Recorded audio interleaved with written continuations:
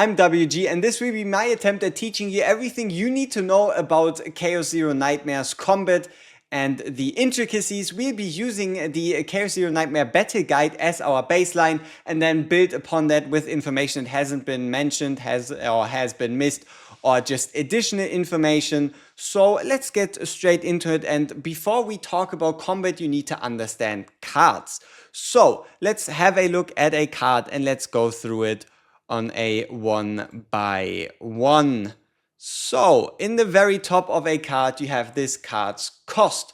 This card's cost determines how many AP, your action points, you have to play per turn to get this card played out.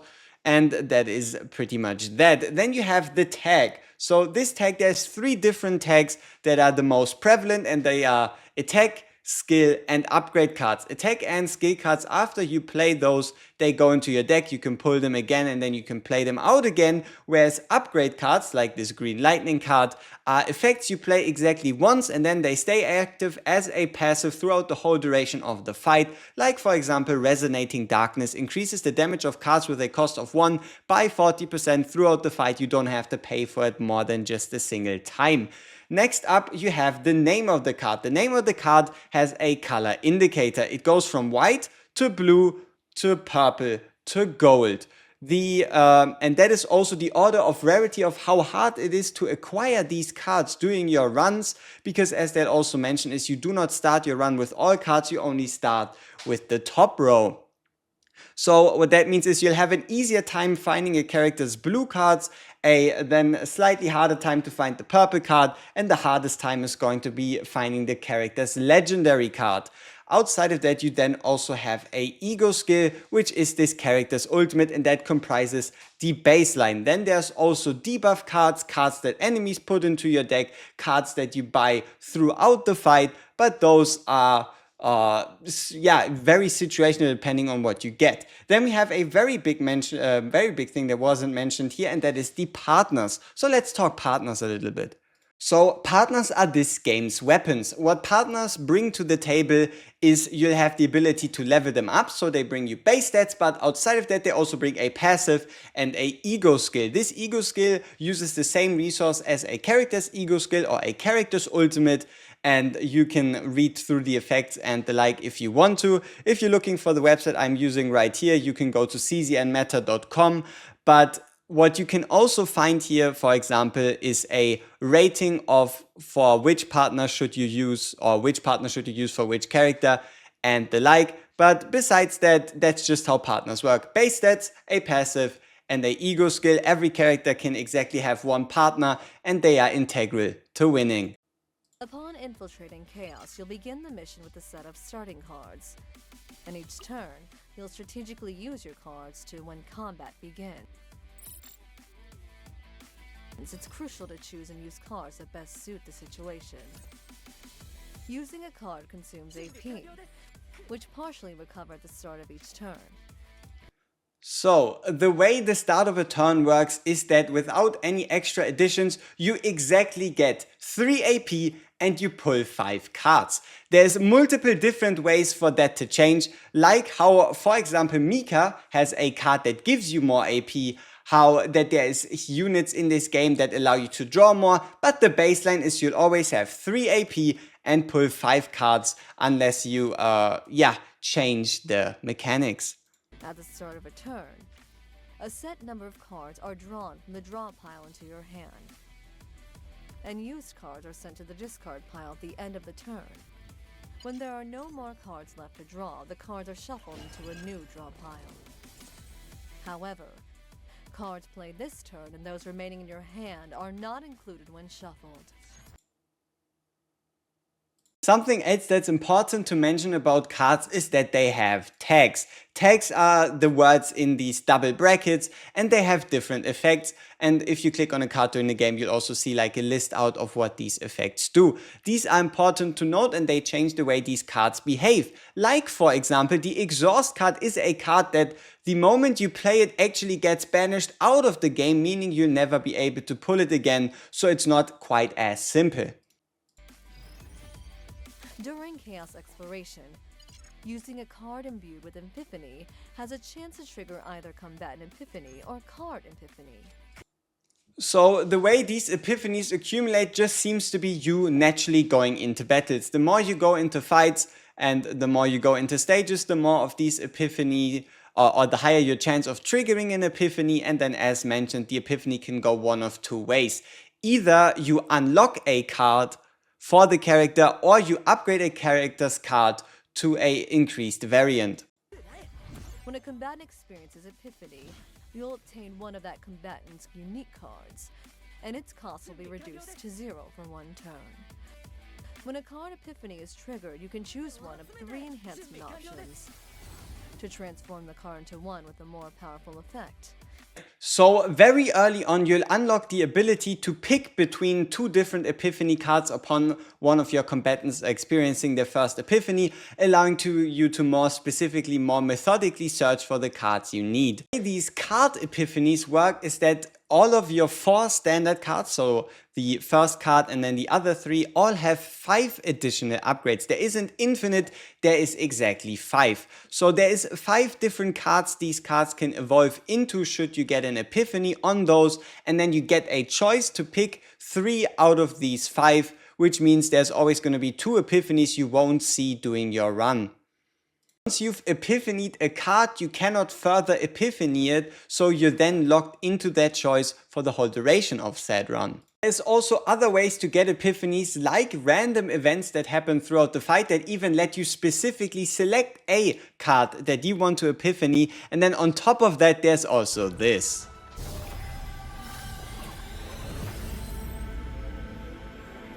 Exactly, divine epiphanies. So there is divine gods, divine beings, or even demons, you might want to call them for some of them. And what that does, it still gives you 3 out of 5 epiphanies, but one of these epiphanies is going to have a further buff. So for example, everything up until here is standard, but this right here, this with the symbol effect, the symbol changes depending on which god or creature you find, also adds an additional effect. These effects aren't character specific, they are brought out of a certain pool, so every single character can get every single godly epiphany. Additionally, depending on the order and combination of cards used, synergies can be created, granting additional effects such as increased attack or enhanced support abilities. Ego points are the core resource needed to use ego skills. They accumulate spending AP, defeating monsters, recovering from a breakdown, or as turns pass. Once enough points have been earned, you can activate an ego skill. It can be used only once per combat, but combatants can use it against by recovering from a breakdown. And this is exactly where the partner ego skill also comes in. It's also going to be in the line at the left side. It will also increase the number of potential ego skills. So for example, here you have the ego skill of every single character, but this could also be, for example, two partners, and then a character's epiphany, a character's ego skill there for you to be used. Although it consumes a large amount of points, it unleashes an effect powerful enough to turn the tide of the combat. Protos possess a Protos skill, which allows them to directly intervene. So the Protos skill menu is something you unlock with the skill tree in your main base, you could say. And there's multiple different options, but the most important part is it helps you make up mistakes. Oh, I played the wrong card. You can undo the last card or ego skill. Oh, I fucked up a turn. You can undo the whole turn. Or EP skill, redraw, Protos skill unlocked, return all drawn EP skills and redraw. So this allows you to just reshuffle your ego points, right? So if you're not happy with the starting skill, like you got 3 partners, but you needed a specific character skill, it's basically there to help you reduce RNG and shift things in your favor, as well as also allow you to make up mistakes. This currency says 15 out of 15, the top limit and the like can be upgraded also in that city, but it's also a resource that refreshes at the end of every day, as well as this resource can also be used to manipulate or re-roll RNG elements during your runs. Like for example, there's going to be a task of steal 200 gold from this enemy if you roll a 10. Then you're gonna roll a dice, and if you roll a 9, you could, for example, re-roll to potentially roll a 12.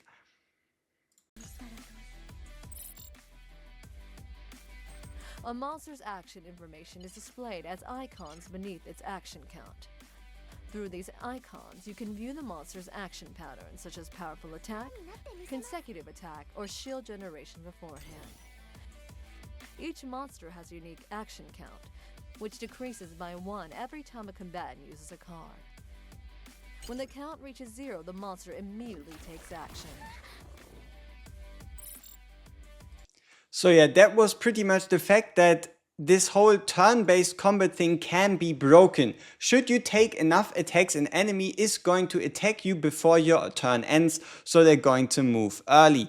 Another bit of important information we might as well get out here is that you can click on monsters. You can click on this monster and it's going to tell you exactly what this monster is going to do, down to the most minute details. It's also going to list all the buffs and debuffs, so you can just click on an enemy to find out what they do. And then also, if you look at the very top left, this is your HP bar. Your HP bar is the combined HP amount between all 3 of your combatants, and this red bar is showing you exactly how much damage is projected for you to take if you end your turn right now. So you can then, for example, weaken the enemies, you could kill one of them, and that would then further reduce that damage taken, or you could get yourself a shield. So always pay attention to your health at the bottom, at the top left, and if you want to, you can always click on enemies if you're unsure what they're going to do and unsure on what you need to do to deal with them. Monsters possess one of 5 attributes: passion, void, instinct, order, or justice. You can check a monster's weakness attribute via the icon next to its weakness attribute. Attacking with a card of the same attribute increases damage dealt. So attributes, simply speaking, is you can always see it by the border. So the left side border, for example, is red, meaning it's a red card, meaning it's effective against the red element. Purple card, purple element, effective against the purple element. And that is, this element is inherent to every combatant. Every combatant has exactly 1 element, and every single card they gain, every single card they have, no matter where it comes from, is always going to be of that element. Some monsters possess a tenacity gauge. Attacking with their weakness attribute or using high cost card rapidly decreases this gauge. When the gauge reaches 0, the monster enters a breakthrough state.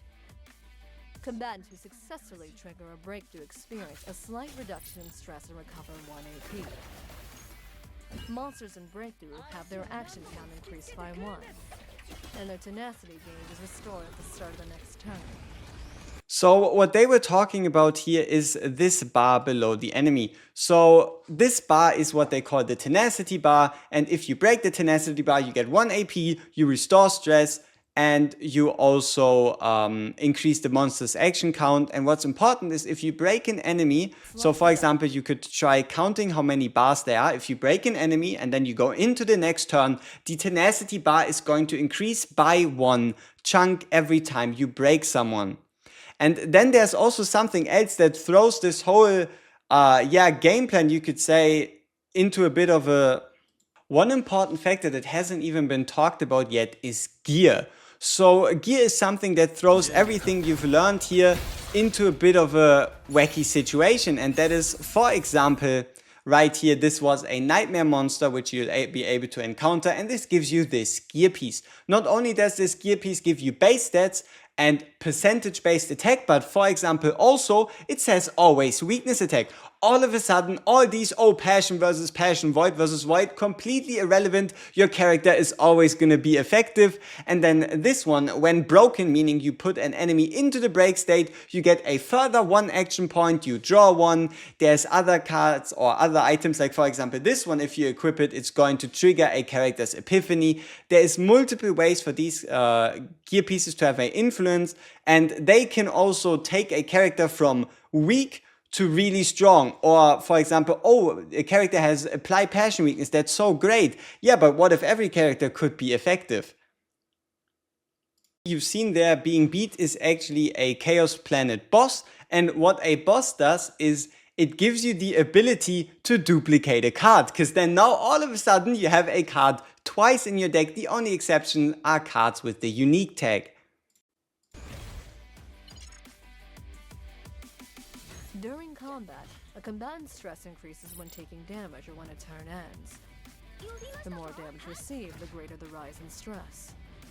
When stress And the way this works is one of your three combatants, even though they are all a team, even though the health bar is the same, one of the combatants is only the one getting attacked. So for example, the attack could hit any of the three right here. reaches a critical point, the But combatant it will actually switch to only break hits down. Mika. In this state, max health is significantly reduced, and all the combatant's cards are replaced with the break cards. So what they mean with max health is significantly reduced is the max health portion that this character is responsible for falls away. So whatever HP amount that character has is now gone, so long as they are in the breakthrough state. This also works to completely wipe away that. So for example, if you're at max HP, a breakthrough or breakdown happens, you lose all that HP, and even if you recover, you don't recover back to full HP.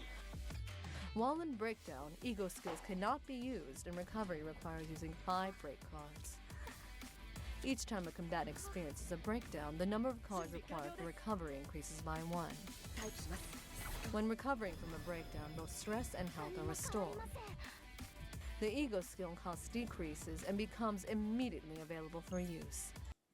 So that is that once a character recovers from a breakdown, the ego skill cost goes down by 4, and even if you don't have them on hand right now, the skill becomes available up until the next card play and up until the next ego played. If you do not play this character's ego skill, let's say you play somebody else's, the cost reduction is still in effect, and when you then draw this ego skill, it is still going to be at reduced cost. There are also ways to manage or recover stress. If damage is completely blocked using shield, stress does not increase, and using heal skills recovers a certain amount of stress. This concludes the combat. On the note of stress, there is multiple other ways you can recover stress, from rest areas during your runs, to character epiphanies that just reduce stress, to once again items that just exist and reduce stress upon certain conditions being met. So there is a way bigger broadness than what you were, I guess, led to believe during this combat guide. So as you can see, it's pretty easy. Just kill the enemy before they kill you.